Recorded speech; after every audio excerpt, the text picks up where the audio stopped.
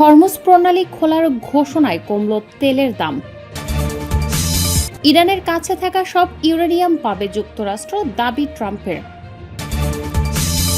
শেখ হাসিনাকে ফেরতের বিষয়টি বিবেচনা করছে ভারত। সর্বশেষে জানাবো, লেবাননে যুদ্ধবিরতি ঘোষণা করতে ইসরায়েলকে বাধ্য করা হয়েছে। শিরোনাম শুনলেন, এবারে বিস্তারিত। হরমুজ প্রণালী খোলার ঘোষণায় কমল তেলের দাম। দীর্ঘ কয়েক সপ্তাহের চরম উত্তেজনা আর অনিশ্চয়তা কাটিয়ে ইরানের কৌশলগত গুরুত্বপূর্ণ জলপথ হরমুজ প্রণালী পুনরায় খুলে দেওয়ার ঘোষণার পরপরই বিশ্বজুড়ে তেলের বাজারে বড় ধরনের ধস নেমেছে। ইরানের পক্ষ থেকে সমুদ্রপথটি উন্মুক্ত করার সংবাদ ছড়িয়ে পড়লে আন্তর্জাতিক বাজারে অপরিশোধিত তেলের দাম এক ধাক্কায় 10% পর্যন্ত কমে গেছে। মধ্যপ্রাচ্যের যুদ্ধ পরিস্থিতির কারণে গত কয়েক সপ্তাহ ধরে এই রুটটি কার্যত বন্ধ ছিল, যা বিশ্বজুড়ে জ্বালানি সরবরাহে বড় ধরনের বিঘ্ন ঘটায়। ফলে তেলের দাম অস্বাভাবিক হারে বৃদ্ধি পেয়েছিল। তবে এখন এই গুরুত্বপূর্ণ রুটটি পুনরায় চালু হওয়ার জ্বালানি সরবরাহ দ্রুত স্বাভাবিক হবে এমন জোরালো প্রত্যাশায় বিনিয়োগকারীরা তেলের মজুত ছাড়তে শুরু করেছেন। আন্তর্জাতিক তেলের বাজারের মানদণ্ড হিসেবে বিবেচিত ব্রেন্ট ক্রুড অয়েলের দাম ব্যারেল প্রতি $90 নিচে নেমে এসেছে। বাজার বিশ্লেষকরা বলছেন, বিশ্ব অর্থনীতির জন্য অত্যন্ত গুরুত্বপূর্ণ এই প্রণালীটি দিয়ে প্রতিদিন কোটি কোটি ব্যারেল তেল পরিবহন করা হয়। এটি খুলে যাওয়া মানেই বিশ্ববাজারে জ্বালানির সংকট কমে যাওয়া। ইরানের কাছে থাকা সব ইউরেনিয়াম পাবে যুক্তরাষ্ট্র, দাবি ট্রাম্পের। ইরানের পারমাণবিক কর্মসূচি নিয়ে এক বিস্ফোরক ঘোষণা দিয়েছেন মার্কিন প্রেসিডেন্ট ডোনাল্ড ট্রাম্প। নিজের সোশ্যাল মিডিয়া হ্যান্ডেলে দেয়া এক পোস্টে তিনি জানান, ইরান তাদের কাছে থাকা সমস্ত সমৃদ্ধ ইউরেনিয়াম যুক্তরাষ্ট্রের হাতে তুলে দিতে রাজি হয়েছে। ট্রাম্প এই সমৃদ্ধ ইউরেনিয়ামকে পারমাণবিক ধুলো হিসেবে অভিহিত করেছেন। এই চুক্তির শর্তাবলী স্পষ্ট করে ট্রাম্প উল্লেখ করেন যে, ইউরেনিয়াম হস্তান্তরের বিনিময়ে ইরানকে কোনোভাবেই কোনো অর্থ দেওয়া হবে না, অর্থাৎ কোনো ধরনের আর্থিক লেনদেন ছাড়াই এই বিশাল পরিমাণ তেজস্ক্রিয় পদার্থ ওয়াশিংটনের নিয়ন্ত্রণে আসবে।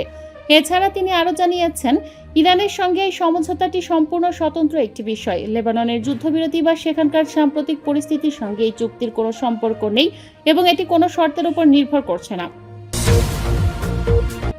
শেখ হাসিনাকে ফেরতের বিষয়টি বিবেচনা করছে ভারত।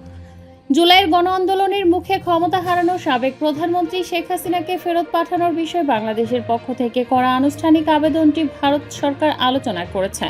শুক্রবার 17 এপ্রিল আয়োজিত এক সংবাদ ব্রিফিংয়ে ভারতের পররাষ্ট্র মন্ত্রণালয় এ তথ্য জানিয়েছে।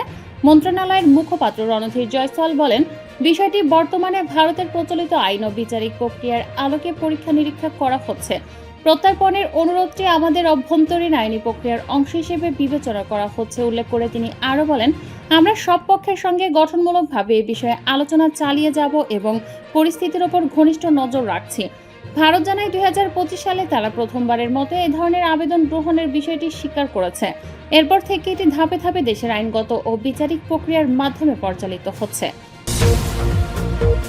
লেবাননে যুদ্ধবিরতি ঘোষণা করতে ইসরায়েলকে বাধ্য করা হয়েছে। ইরানের প্রেসিডেন্ট মাসুদ পেজেশকিয়ান এক টেলিভিশন ভাষণে দাবি করেছেন, প্রবল কূটনৈতিক চাপের মুখে ইসরায়েল লেবাননে যুদ্ধবিরতি ঘোষণা করতে বাধ্য হয়েছে।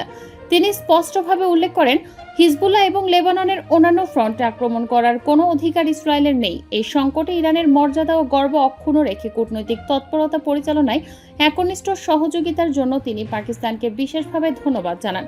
প্রেসিডেন্ট পেজেশকিয়ান পুনরায় ব্যক্ত করেন যে, ইরান কখনোই পারমাণবিক অস্ত্র অর্জনের চেষ্টা করেনি এবং দেশটি এই অঞ্চলে কোনো ধরনের অশান্তি বা সন্ত্রাসবাদ চায় না। তিনি বলেন, তেহরান আন্তর্জাতিক আইনি কাঠামোর মধ্যে থেকে নিজেদের আঞ্চলিক অখণ্ডতা রক্ষার পাশাপাশি শান্তি প্রতিষ্ঠায় আগ্রহী। ইরান তার নীতি অবস্থানের বিষয়ে সর্বদা অটল থাকবে এবং বিষয়টি সংশ্লিষ্ট পক্ষগুলোর পরিষ্কারভাবে বোঝা উচিত বলে তিনি মন্তব্য করেন।